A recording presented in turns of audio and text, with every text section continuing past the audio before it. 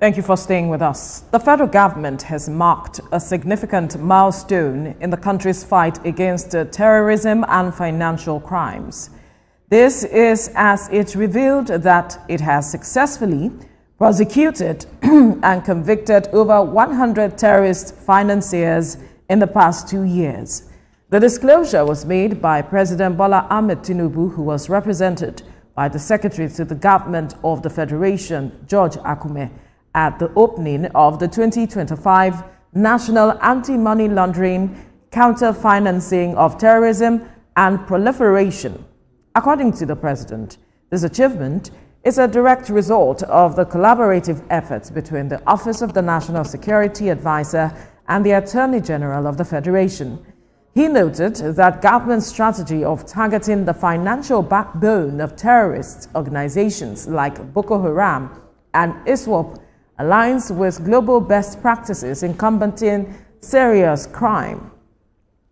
Joining us via Zoom for this conversation is strategy consultant Dipo Oyewole. Good morning, Dipo. Thank you for joining us. Good morning. Thank you for having me. Great. Now, as a strategist, what do you make of the government's approach to addressing the financial backbone of these terrorists, talking about terrorism financiers, and also the fact that this was seemingly a silent approach to addressing this? Well, I would say that it is excellent news. This is something we've always advocated for a couple of years now, because the question has always been, how have they been financed? How have they continued operations for over a decade? And this is wonderful news. It's a step in the right direction. However, as much as the operation was done silently, I would want to say that at this point where they've been prosecuted, that the government find a way to make a lot more noise, if I may use that word, about it. Because, like we say, perception is reality. And it is important that a lot of people are aware of this particular news, because what we have with a lot of people and a lot of nations of the world where they put Nigeria on some terror list, or they have travel advisory against traveling to Nigeria. These are the kind of information that we need to put out there for people to know that the government is doing all they can and that they're doing their very best. So at this point where convictions have been secured, I would expect that their names be released. So even if it is done in tranches, so that, I mean, strategically doing it for PR reasons right now. So we have 100 names, and if you're releasing 10 names per week, so that tells you how many weeks they can stretch out this particular news to send a signal to those, not just in the international community, but also for Nigerians within our borders and outside our borders, to let us know that our government is doing their very best to ensure that this issue of terror is being dealt with, and it's being done so decisively. I know Nigerians have a trust deficit. There's a trust deficit between Nigerians and the government, and there is the need to bridge that gap. But do you think that government making noise, that's using your words now, about this matter, will certainly address the matter of confidence in the government's effort at addressing these issues? Because a lot of Nigerians have seemingly lost faith with regards to this particular issue of addressing terrorism financiers. Yes, it will, because, I mean, like we've always discussed on this platform and others, that there is a huge gulf of trust between the Nigerian government and the people. And you really can't blame the people as well, because the government has also done a very poor job in the last couple of years to see how they communicate effectively with the people, to let them know how they're doing with certain things. Now, is the government perfect? No, they're not. But the few things they're doing right, I believe that it is incumbent upon them to see how they can communicate it adequately, because there are certain things that a lot of Nigerians will not necessarily see in their day-to-day life that is also going to be adding up in a couple of maybe weeks, months, or years to come, that would be beneficial to us. For example, the issue of safety. So when we're able to deal with issues around insecurity, then we know that the government is doing very well. And if you do not say it as often as possible, if you do not communicate it effectively, then everybody just assumes that the government is not doing anything about it and they're just being lackadaisical. So yes, it will be a good idea for the government to see how they can put the word out there, because again, it is important that effective communication is done, and it's not just about what you say, it's about how you say it and when you say it. Okay, so when these things have been done and then you're keeping quiet about it, it's not an issue of saying, oh, okay, you know what, maybe we fix this particular road that people can see every day when they're going to work or when they're going about their business. But now this is something that people will not necessarily engage with personally in their daily life, and you need to let them know about it. Something that they're also doing, I'd say fairly well, is the issue around the finance bill, where it's just the chair of the board that is doing all the conversation. And we're asking, where are the government handlers? Where are the people working for the federal government? Where are the people from Ministry of Information? Where are the people from the government spokespeople? What is going on with them? So why are we hearing this particular thing from only one source and one source only? So we must understand the place where effective communication is very important, especially where it is in the place where we're trying to build trust, because part of building trust is also being able to communicate your intentions and communicate what it is that you're doing or what you're trying to achieve. Interesting. So let me take you back in the memory lane. For instance, in 2021, the United Arab Emirates intensified its effort against terrorism by adding 38 individuals and 15 entities to its terrorist list. And at the time, some Nigerian, not Nigerian name, but mentioned some Nigerians that they were also financiers of Boko Haram, ISWAP, etc. Also in 2022, they continued in this trajectory by also designating individual and 5 entities into those who supporting and financing terrorism. And more recently, in especially on January 8th, 2025, UAE also added 11 individuals and 8 British-based entities. So I do not know, is there any reasonable justifiable ground for the government to say, yes, we've tried 100 persons who are financiers, but we don't have their name? What about the naming and shaming? Could there be any reason why their names are not mentioned, or what is the global best practice? Well, I wouldn't understand why they're not releasing the names, and you cannot say that you do not know their names if they've been prosecuted, okay? Because how a prosecution works is you call a person, either they are alleged to have committed a crime, charge them to a court of law, and you do that with their government name. So even if it's an issue of cyber stalking and all of that, and then you have the person's social media handle, you still have to go with their government name when they're filing a case against them in the court of law. So you cannot say that you do not know their names, or else how were you able to actually secure the convictions that you're saying that you've secured, or the prosecutions, as the case may be. So for me, I would say that it is important that they name them. And the reason why they're not doing it, I think it's something that we also need to hear from the side of the government. Again, goes back to effective communication, why it's important for them to, excuse me, to withhold those names from Nigerians and from the rest of the world. Because like you gave a very good example that in the UAE, they have been releasing a lot of names, and they still done a couple that you mentioned earlier this month, a few days ago. So, and for a country like Nigeria, where somehow this issue of the terrorists, Boko Haram, ISWAP, has unfortunately and inadvertently become part of our national identity that we're also trying to see how we can scrub off. I would say that it's important that we put our best foot out there to communicate effectively that this is not what we're about, this is not what Nigeria is, and we are doing our very best. And part of that Mr. Oyewole, sorry to jump is being able to name. So if we fail to mention their names, and then we are claiming that we're fighting terrorism, even though we're saying some of the things that the Nigerian military is doing, and some of the exploits, they're also the grounds they're covering in terms of defeating Boko Haram and all of the criminals of this country. But if the names are not mentioned, how do you think, what impact do you think this might have on those who think, yes, I can finance terrorism, I can get away with this, and no one will, maybe if I'm tried, no one will name me, let alone shaming me and alongside my family? So what impact do you think this would have in the overall strategy of the fight against insecurity? Well, that would dent it. And before I go into your question, just give me like 10 seconds to finish my previous thought, that part of not naming them has other impacts as well, because it will further increase the gulf of mistrust between the people and the government, because then it brings the question, are you really prosecuting anybody? Because I can always come out and say that, you know what, I met with 100 senators yesterday, and because I can't name them, you can't prove them. So if I come on TVC this morning and I say that, you know what, I'm a big shot, I'm a very big man, I had a meeting, I hosted a dinner for 100 Nigerian senators yesterday, and that's it.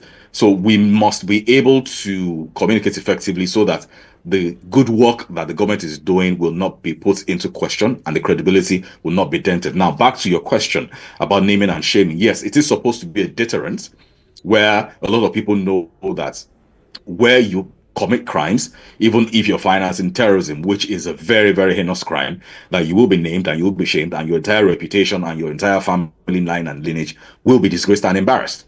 So these are part of the things that we've always complained about, having deterrence with how we deal with issues around criminalities and illegalities in the country, where a lot of people believe that, you know what, I do this particular thing, there are no real consequences to it. Because in the place where you have certain persons who have been financing terrorism that has been claiming lives of many people for over a decade now, and then they're not being named, we don't know who they are.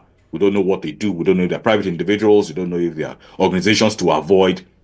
We don't know if they have any affiliations that we should shy away from. We don't know if they have affiliations where we need to alert foreign missions to stay clear of, because we're saying, okay, you know what, these people, they may be operating within Nigeria, but they do not represent the Nigerian spirit, and you should stay away from them. Now, we're not doing all of that. And then where they have their affiliates and associates and those that are connected to them by extension go out to carry other types of crimes, then of matters like this.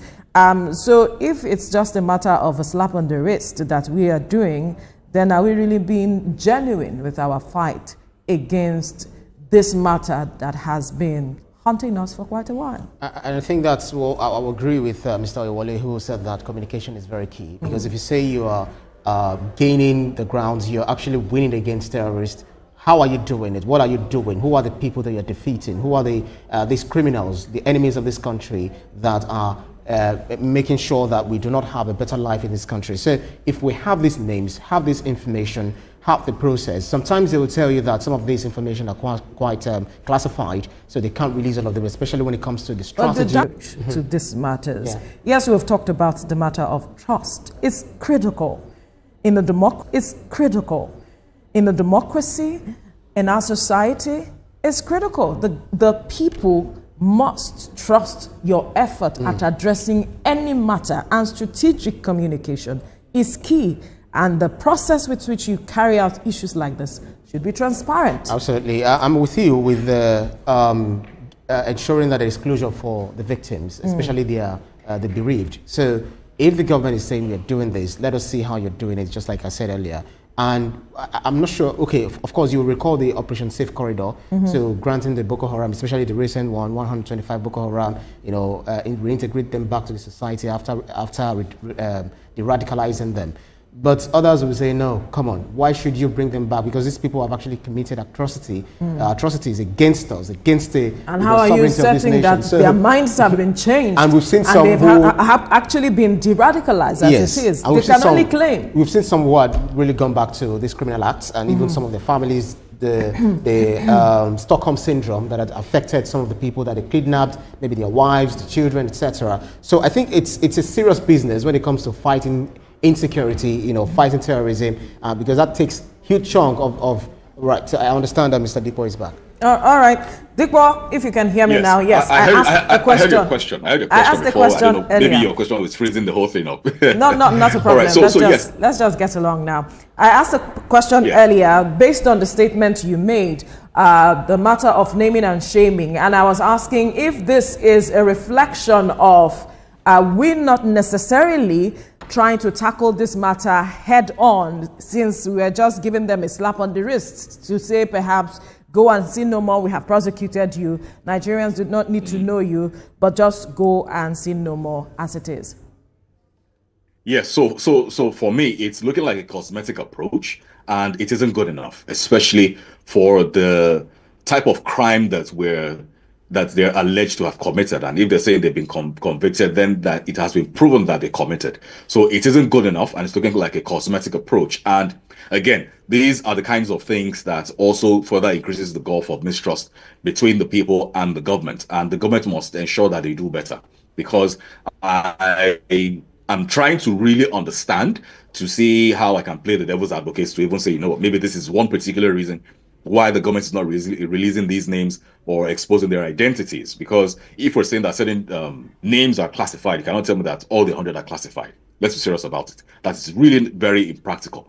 Okay, it's very impractical. And speaking about either of them being classified, are we then saying that maybe some of those names happen to have affiliations with foreign governments, and then you're trying to see how you can maybe maintain diplomatic relations with those governments? You cannot tell me that all those 100 names have those particular affiliations. Okay, so some of them trace back to individuals, some of them trace back to organizations, public entities, private entities.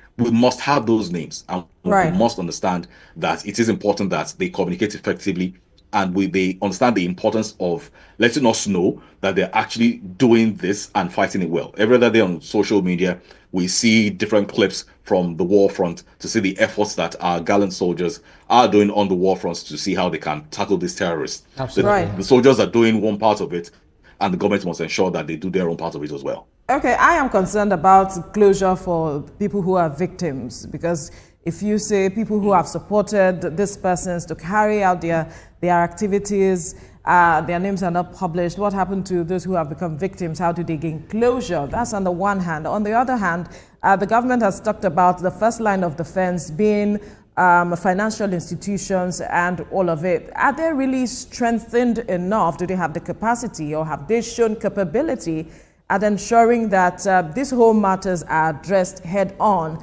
as we should? We have seen monies being transferred, and people are asking questions, how is it possible that monies are being withdrawn and transferred from these same financial institutions the way we have seen over time, and yet we say that they are the first line of defense? Exactly, and that was another point I was going to allude to, that one, it is important that they understand the parts where the families need to get closure, and because their crimes are not private, some of the names of the victims have been made public, some of the identities of the survivors of these crimes have been made public, some of the identities of their relatives that are still alive have been made public. So why are we then keeping the names of the people supporting these terrorists private? So speaking about giving people closure, yes, it is important that this is done, and it is done with that particular point in mind, amongst others. And sorry, what was the other question you mentioned? The financial institutions being the first line of defense. Yes, and so it isn't just about financial institutions as well. I like to link it up with the telcos as well, because we know for a fact that for you to have any functional SIM card in this country, you need to have it linked to your NIN, you need to have your BVN. And I remember a couple of years ago, I think, Veronica, you were on air the particular day when we had this conversation. It was February of I can't remember the particular year now, where we were having this conversation around the registration of the SIM cards, and when they said it was to tackle insecurities, and we had the conversation extensively for weeks, that yes, it's a step in the right direction, it will help us track the terrorists. But up until now, for a couple of years now, we are yet to hear that one terrorist or one kidnapper or one particular criminal had been tracked down using the particular platform or using that particular reason that you have enforced for that every Nigerian use. So the question then becomes, what is really going on? The financial institutions, some of them have ransom payments transferred through them. Nope, I mean, you cannot even transfer 1,000 naira without you getting the identity of the person that you're transferring it to, or the person that transferred it to you. So what is really going on with the financial institutions? What is going on with the telcos? Do we need to take a closer look at them? Not saying that they're complicit in any way, but what is really going on between them and the government? Right. Are they cooperating with these investigations? Right. Or what is really going on? Because if they're cooperating with these investigations, it must also be made known so that people know that it is a no-go area, saying that you want to commit crime and then you're going through the banks, right, when you will not be protected. And saying that you cannot use the telcos as well. That being said, so in complex financial networks, innocent individuals might also be implicated because, when we have 100, it might be that some people might be implicated, as a result of, yes, I'm a bureau de change operator. You remember the story when it came up at the time. So what do you think we can do to ensure that, yes, those that are tried are those that, yes, it is clearly established that they perpetrate terrorism or by financing terrorism, and we do not allow individuals to be wrongfully convicted? Of course, we must avoid railroading, and that is where adequate investigation must come into play.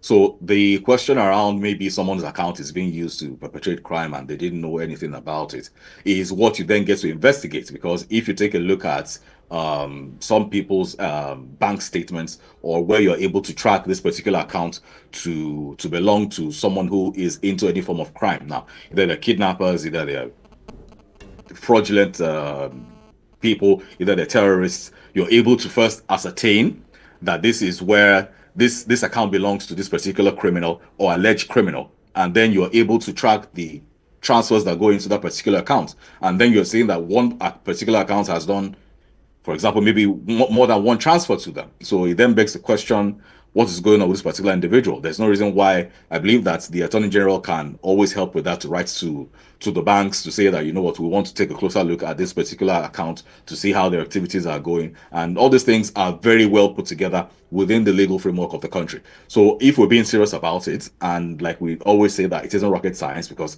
in 2025, even rocket science is not even really rocket science like that again. So we must be very deliberate about it and must be very serious about it, especially because it isn't something that is so far-fetched that we can't get done, and also because it is woven within the legal framework of the country. So there isn't an issue around, maybe you have to wait a long while before a court grants an injunction for you to do this particular investigation. I mean, you can carry out your investigation without even freezing the account, because it's when you freeze the account, the particular financier or the particular account holder will then know that, okay, maybe they're being looked at, or the activities are being looked into.